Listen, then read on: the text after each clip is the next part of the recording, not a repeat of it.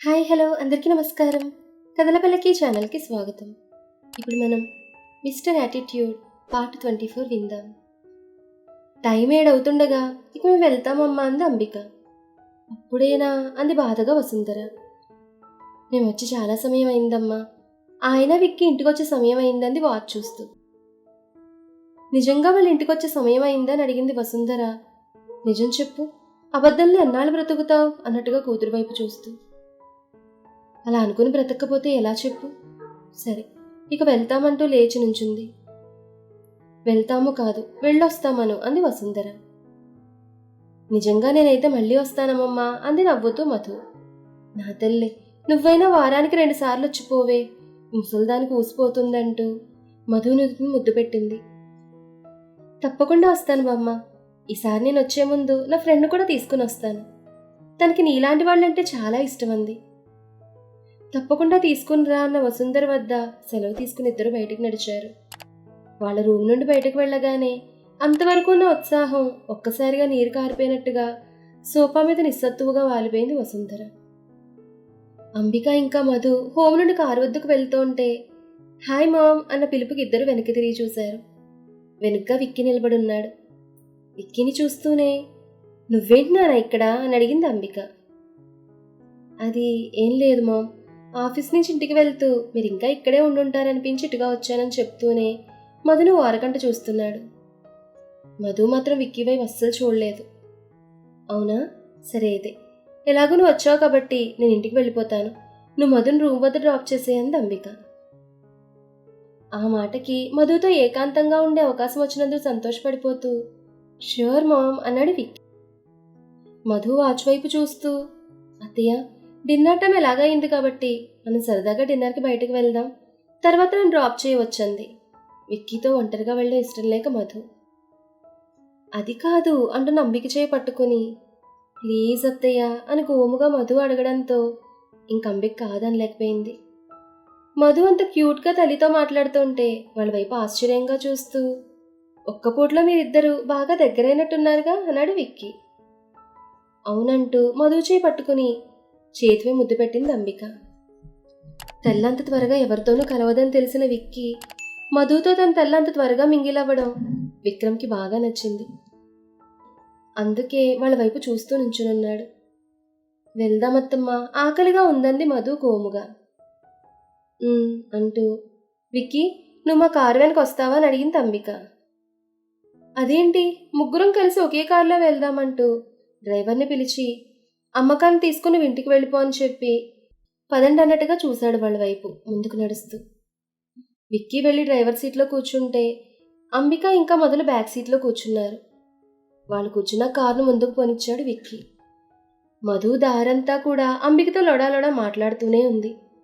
మధు మాటలు వింటూ అంబిక నవ్వుతోంది. వారు వెళ్లాల్సిన రెస్టారెంట్ రాగానే విక్కీ కారును ఆపాడు. కారు ఆగడంతో వచ్చేసామా అని అడిగింది మధు చుట్టూ చూస్తూ. దిగండి అంటూ తన కార్ పార్కింగ్ చేయడానికి వెళ్ళాడు. కార్ పార్క్ చేసి వచ్చాక ముగ్గురు కలిసి లోపలికి నడిచారు. అప్పటికే విక్కీ డైనింగ్ బుక్ చేయడంతో అటుగా వెళ్ళి కూర్చున్నారు ముగ్గురు. విక్కీ బేరన్ని పిలిచి ఫుడ్ ఆర్డర్ ఇచ్చాడు. అదేంట్రా, మధుకి ఏమిష్టమో అడిగి ఆర్డర్ ఇవ్వలేకపోయావా అని అడిగింది అంబిక. ఆ మాటకి నేను తమరి కోడలికి నచ్చే ఫుడ్ మాత్రమే ఆర్డర్ ఇచ్చాను, నువ్వు టెన్షన్ పడకు అన్నాడు ఇందాకటి నుండి వారిద్దరి చనువును చూసి కుళ్ళుకుంటూ. విక్కీ మాటలు విన్న అంబిక అవునా, నీకు మధు ఇష్టాలు తెలుసా అంది నవ్వుతూ. తెలుసుకున్నాను అన్నాడు మధు వైపు చూస్తూ. కానీ మధు అది ఏం పట్టించుకోకుండా అసలు విక్కీ అనే వ్యక్తి అక్కడ ఉన్నట్టే ప్రవర్తించడం లేదు. అది విక్కీకి కాస్త అసహనాన్ని కలిగించిన అంతలోనే ఆమెతో ఉన్నాను అది చాలనుకున్నాడు తన మనసులో. ఇంతలో ఫుడ్ రావడంతో మధుకి అంబికే దగ్గరుండి వడ్డించింది. అంబిక వడ్డిస్తుంటే చాలత్తమ్మ అంది మధు. ఇంకాస్త వడ్డించని తల్లి, అసలే బక్కగా ఉన్నావు చూడు అంది అంబిక. మధు చాలండం అంబిక ఇంకొంచెం పెట్టుకోవడం వింటున్న విక్కీ అసహనంగా మామ్ ఇక్కడ నేను కూడా ఉన్నాను, నాకు కూడా కాస్త వడ్డించు అన్నాడు విక్రమ్.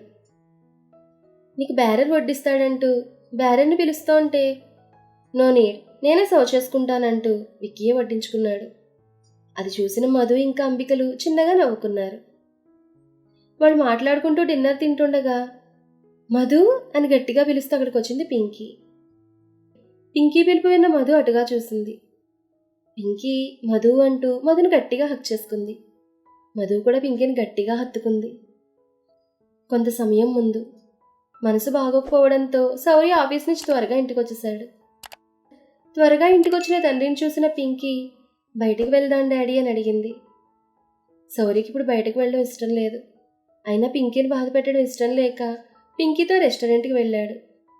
రెస్టారెంట్లో కూర్చుని ఫుడ్ తింటున్న పింకీ మధును అక్కడ చూసి ఆనందంతో డాడీ మమ్మీ అంది. వాట్ అని శౌర్య అడగడంతో అదే మధు అంది. మధునా ఎక్కడా అని అడిగాడు శౌర్య. అక్కడ అంటూ అటుగా చూపించింది పింకీ. పింకీ వైపు చూసిన శౌర్య అంబికతో నవ్వుతూ మాట్లాడుతూ ఫుడ్ తింటున్న మధును చూశాడు. ఆమె పక్కనే విక్కీ కూర్చుని ఉండడం కూడా చూశాడు. విక్కీని చూడగానే శౌర్యకి ఎందుకో కోపం వచ్చేసింది. అందుకే కోపంగా అటుగా చూస్తున్నాడు. అంతలో తన్ని కావాలని తన తల్లి మధులిద్దరూ ఆట పట్టిస్తున్నానని అర్థం చేసుకున్న విక్కీ నీ పని చెప్తానుండంటూ మధు నడుంపై చేయి వేశాడు. విక్కీ చేసిన పనికి మధు అతని వైపు కోపంగా చూసింది.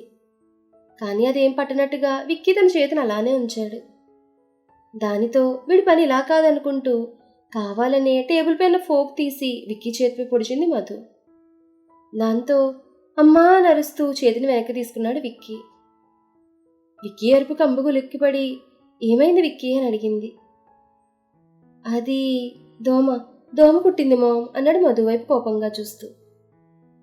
దోమ కుట్టడం ఏంటి విక్కీ, ఇక్కడ దోమలుండవుగా అంది చుట్టూ చూసింది అంబిక. ఉంది మామ్, ఆడదోమ అన్నాడు మధు వైపు గుర్రుగా చూస్తూ. నిన్ను కుట్టింది ఆడదోమని నీకేనా తెలుసురా అని అడిగింది విచిత్రంగా చూస్తూ అంబిక. అదేంటత్తమ్మ అలా అంటారు, మీ అబ్బాయికి మగవాళ్ల కన్నా ఆడవాళ్లు గుర్తించడం బాగా వచ్చు కదా అంది మధు విక్కీ వైపు వంకరగా చూస్తూ. ఆ మాటకి విక్కీ నా గురించి నీకు బాగా తెలుసు కాబట్టే నిన్ను ఇష్టపడి పెళ్లి చేసుకుంటున్నాను తెలుసా అన్నాడు వంకరగా నవ్వుతూ. ఆ మాటకి వెవ్వే అని విక్కీని వెక్కిరించింది మధు. తను వెక్కిరిస్తున్న మధు చేతిని పట్టుకుని వెనక్కి తిప్పాడు విక్కీ. దాంతో అత్తమ్మా అని గట్టిగా అరిచింది మధు.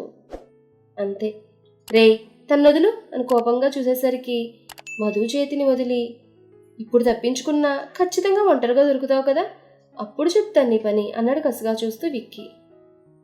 దొరికినప్పుడు చూద్దువుగానిలే అంటూ మళ్ళీ వెక్కిరించింది మధు. తనతో సరదాగా మాట్లాడుతున్న మధు వైపు ఆరాధనగా చూస్తున్నాడు విక్కీ. వారి సంభాషణ అర్థం కాకపోయినా వారు సరదాగా ఉన్నారని గ్రహించిన శౌర్యకు ఎందుకో కోపం కట్టలు తెంచుకుని వచ్చేస్తోంది. అందుకే చేతిలోన ఫోర్కును బలంగా బల్ల మీద గుచ్చేశాడు. అప్పుడే డాడీ నేను మధు దగ్గరికి వెళ్తానని చెప్పి అటుగా పరుగు తీసింది పింకీ. మన తర్వాత ఏం జరిగిందనేది నెక్స్ట్ ఎపిసోడ్లో తెలుసుకుందాం. ఈ కథ మీకు నచ్చితే లైక్ చేయండి, షేర్ చేయండి, కామెంట్ చేయండి. అలాగే మన కథల పల్లకి ఛానల్ని సబ్స్క్రైబ్ చేసుకొని పక్కనే ఉన్న బెల్ ఐకాన్ని క్లిక్ చేయడం మాత్రం మర్చిపోకండి. ధన్యవాదాలు.